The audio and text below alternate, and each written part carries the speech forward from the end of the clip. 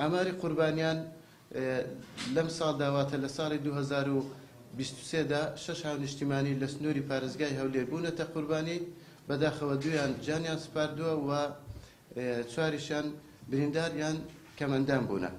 لە سنووری پارێزگای هەولێر قەزای چۆمان بە ڕیزبەندی یەکەم دێ لە ناوچەی پیس بوو و لەبەرەوەی سنووری ئیدارەی سۆران هەموو قەزایەکانی سنووری ئیدارەی سۆران ڕێژەیەکی زۆر مین و تەقەمەنی لێیە، بۆیە ئێرە سنووری ئیدارەی سۆران چەقی ناوچە مەترسیدارەکانە بە مین و تەقەمەنی جەنجی، بۆیە زیاترین و زۆرترین هەوڵی بەڕێوەبەرایەتی گشتیمان لە سنووری ئیدارەی سەربەخۆی سۆران بووە و زیاتری ساڵاتچیەکانمان لەو سنوورەدا جێبەجێ کردووە.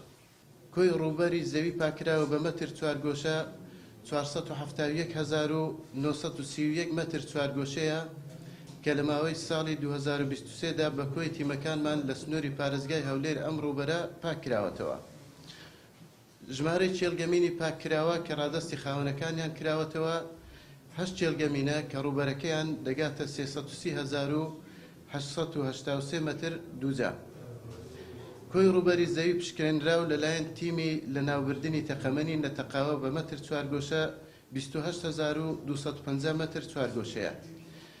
ژمارەی مینی لە ناوبراو دژەکەسی 892 مین کەواتە لێرەدا 892 مرۆڤ لە مردن ڕزگار کراون.